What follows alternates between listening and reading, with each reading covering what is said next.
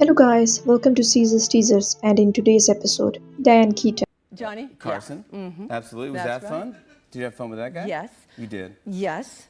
That was back when you were doing Well, plays. I was considerably younger. Yeah. Were you nervous at all ever? No. Diane Keaton doesn't get I'm nervous. very nervous right now. My heart's beating very fast. It is not. Why would Yes, it Diane is. Keaton be nervous ever? Because I might feel like I'm going to. Diane Keaton was never meant to blend in. Born Diane Hall on January 5, 1946 in Los Angeles, California. She grew up in a household divided between discipline and dream. Her mother Dorothy was a poised photographer and a homemaker. Put me on display. pretty good. You remember? You don't own me. Don't try to change me in any way. You don't own me. While her father John was a steady civil engineer. From an early age, Diane displayed a rare awareness. Ordinary would never be enough. Quiet yet curious, sensitive yet determined. She carried the seeds of a life that would challenge conventions, redefine femininity, and leave an indelible mark on cinema and culture. Her journey into the performing arts began on the stage. Diane Keaton's presence, her sharp wit, and her uncanny ability to convey vulnerability and humor captured attention long before Hollywood fully recognized her genius. I'm sorry. I apologize about the near arrest. Oh, you were very impressive. Very strong, very, macho. I don't think it was exactly macho. Her early works in theatre provided a foundation of discipline and artistry that would carry her across decades of diverse roles. Then came The Godfather, the film that introduced Keaton to the world in a monumental way. S.K. Adams, the calm, conflicted woman beside a rising tide of power, violence, and moral decay. Keaton made silence speak. Every glance, every subtle gesture became a window into a woman's navigating loyalty, love, and fear.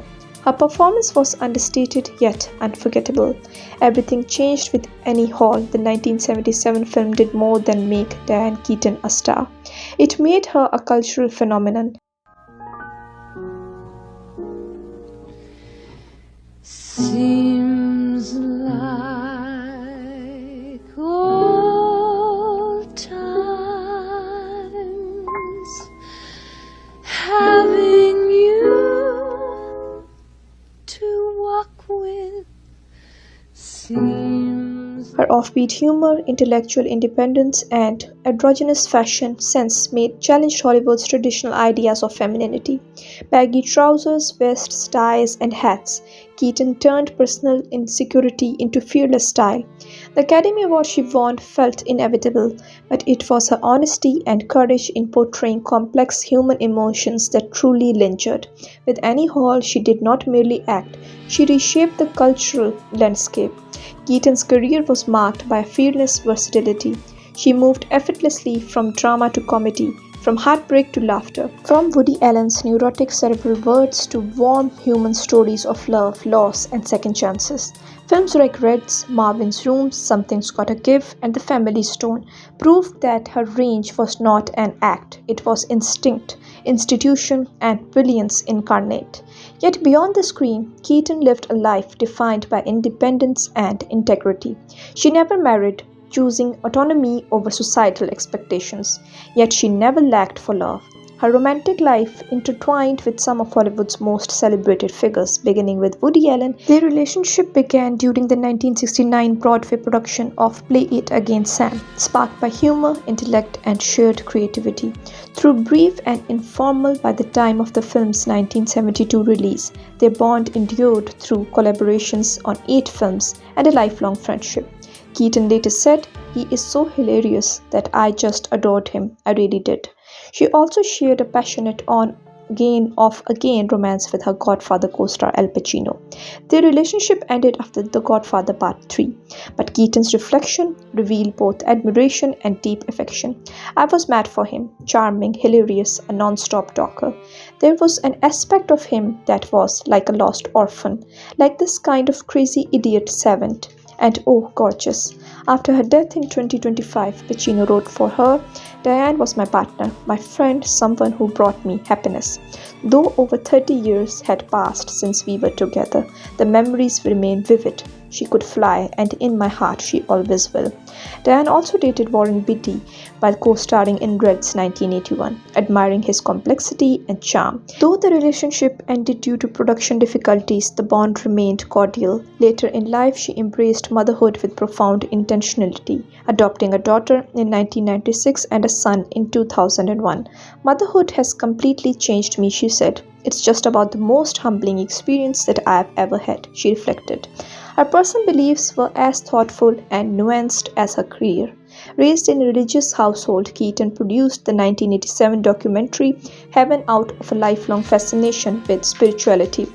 Yet as she matured, she identified as agnostic, approaching questions of existence with curiosity rather than dogma. Keaton's life beyond acting reflected her eclectic intelligence and aesthetic sensibility. An avid enthusiast of Spanish colonial revival architecture and redesigned several Southern California homes, reselling them to discerning clients, including Madonna, who purchased a $6.5 million Beverly Hills mansion from her in 2003.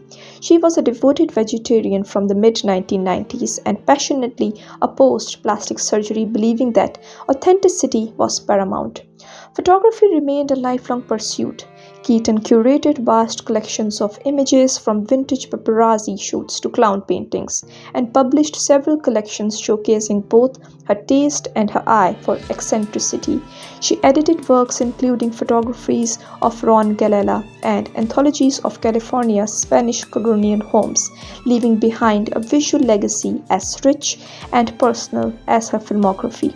She also embraced production, showing an eye for socially resonant stories. She produced the Fox series Pasadena, later completed on cable, and Gus Van Sant's Elephant, a gripping examination of school violence. It really makes me think about responsibilities as an adult to try to understand what's going on with young people, she said, reflecting her empathy and commitment to meaningful storytelling. From 2005, she contributed to the Huffington Post and in 2006 became the face of L'Oreal. Her work in all these fields revealed an artist committed not only to craft but to the ethical and human dimensions of life. Even her everyday eccentricities became legendary. Her humor, privacy, and choices, whether fashion, lifestyle, or home decor, reinforced a singular truth: Diane Keaton lived entirely on her own terms. Her memoir, Then Again, 2011, drew heavily from her mother's private journals, which noted, "Diane is a mystery. At times she is so basic, at others so wise, it frightens me." Keaton's life was indeed a mystery, compelling in its own contradictions, brilliance, and warmth. In the months leading up to her death, Diane Keaton's health had declined. Though she remained fiercely private, she passed away at St. John's Health Center in Santa Monica, California, on October 11, 2025, at the age of 79. Her death certificate listed bacterial pneumonia at the cause, and she was cremated 3 days later. The tributes were immediate and heartfelt. Woody Allen remembered her as unlike anyone on the planet has experienced or unlikely to ever see again. Nancy Mears called her a giant, a brilliant actress who time and again laid herself bare to tell us stories. Francis Ford Coppola, Viola Davis, Robert De Niro, Leonardo DiCaprio, Jane Fonda, Sarah Paulson, and many others honored her with extraordinary talent, fearless authenticity, and the indelible mark she left on generations of audiences. Even in her absence, Diane Keaton's influence endured, a reminder that vulnerability could be powerful, individuality can be beautiful, and eccentricity elegant. She was an artist, a mother, a visionary, a friend. She did not chase Hollywood's idea of perfection. She created her own. Her life was not defined by convention, awards, or box office numbers. It was defined by courage, creativity, empathy, and authenticity. She showed the world that a life fully lived is not about following the rules, but about daring to be oneself, to take risks, and to transform personal eccentricities into timeless art. Diane Keaton remains in memory and legacy, a luminous, enigmatic, and inspiring presence, forever daring, forever original, and forever unforgettable. Unknown facts about Diane Keaton you didn't know. She was a secret architectural visionary. Beyond her well-known love for Spanish revival homes, Keaton secretly designed her own furniture and decor for many of her properties. Early music talent. As a teenager, Diane trained in classical piano and briefly considered a career in music before fully committing to acting. A fear of flying. Despite traveling extensively for work, Keaton had a lifelong fear of flying.